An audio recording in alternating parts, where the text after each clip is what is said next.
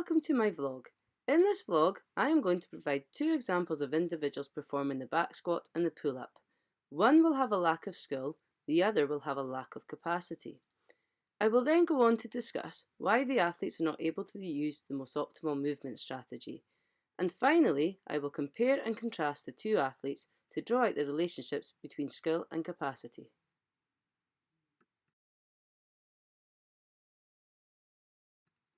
So, Athlete 1 is an American footballer.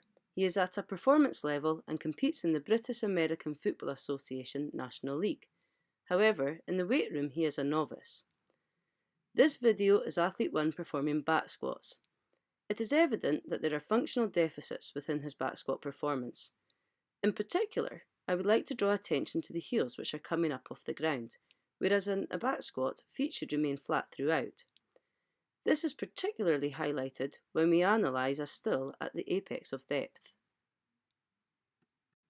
Okay, so the main issue is the heels coming up off the ground.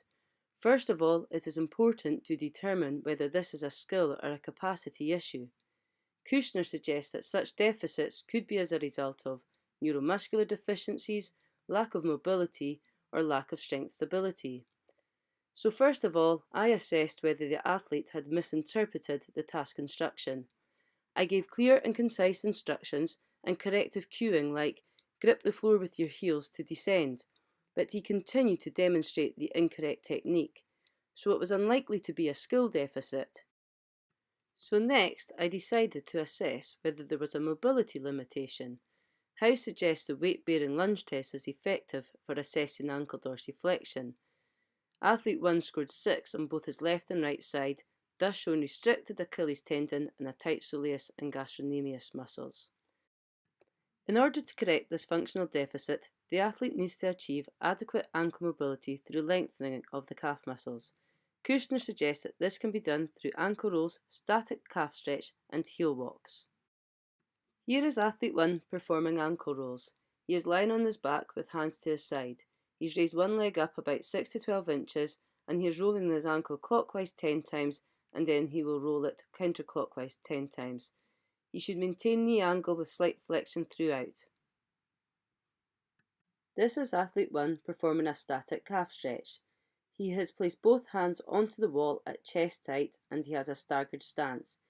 He has to keep both heels on the ground and lean forward towards the wall. He should hold each stretch for 20 to 30 seconds, switching legs, and repeat 3 to 4 times. Finally, the athlete performs heel walks, where he walks on heels with toes off the ground, and this promotes dynamic mobility of the gastrocnemius and soleus.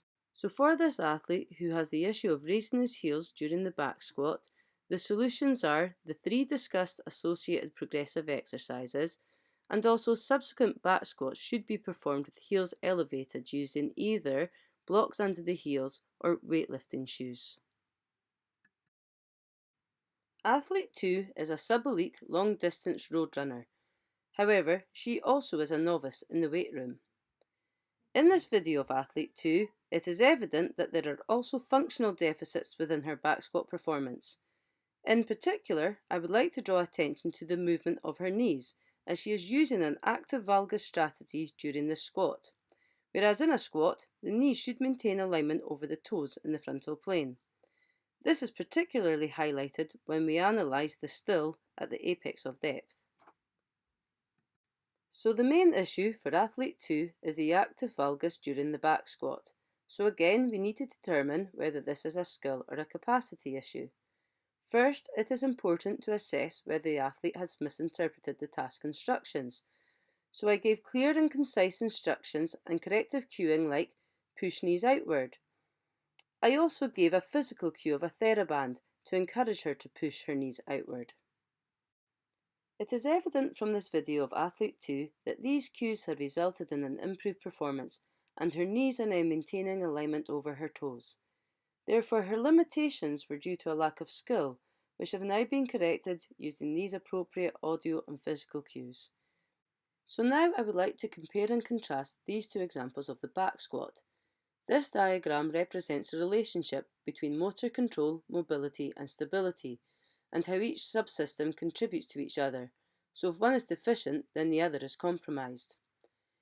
If we compare and contrast athlete 2, it is evident that an improvement in her motor control has also resulted in an improvement in her stability, because the knee is now aligned with the toe, as illustrated in the still at the apex of depth.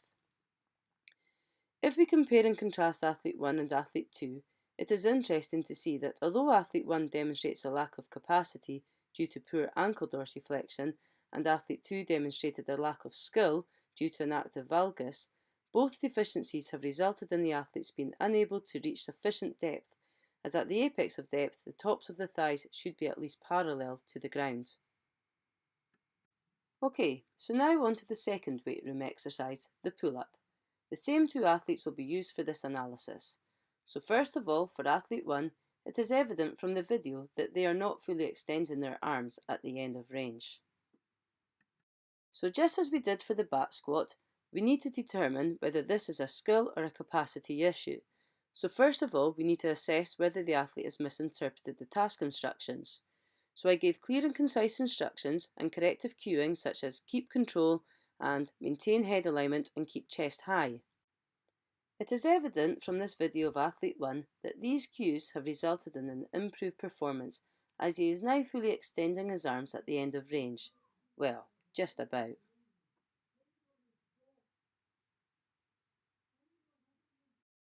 Okay, so now let's look at athlete 2. In this video, it is evident that she doesn't possess the strength required to be able to perform a pull-up. She has a couple of attempts at a pull-up, but is unable to flex through the elbows and pull her body up to the bar. This lack of strength is clearly a capacity issue. You'll suggest the following exercises in order of difficulty for individuals who cannot perform a pull-up. First of all, the supine or inverse pull-up, then the band-assisted pull-ups or chin-ups, and finally the chin-up. This is an example of an inverse pull-up. The pulling action varies to the pull-up due to the angle of the body, making it easier for the individual to perform the exercise. Again, I would like to compare and contrast these two examples of the pull-up, taking into consideration the Cook subsystem model. So first of all, if we compare and contrast athlete 1 before and after the intervention, it is evident that there is an improvement in his skill as a result of appropriate cues, whereby he is now almost reaching full extension of the arms. This is particularly highlighted if we analyse the still at the end of range.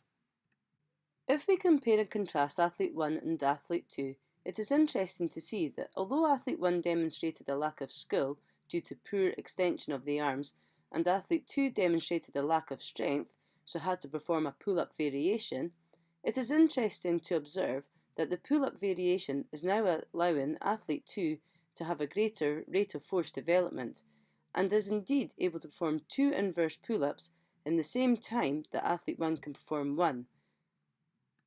Okay, so to summarise, in this vlog I have given 2 examples of individuals performing the back squat and the pull-up. Athlete 1 had a lack of capacity for the back squat and a lack of skill for the pull-up. Athlete 2 had a lack of skill for the back squat and a lack of capacity for the pull-up.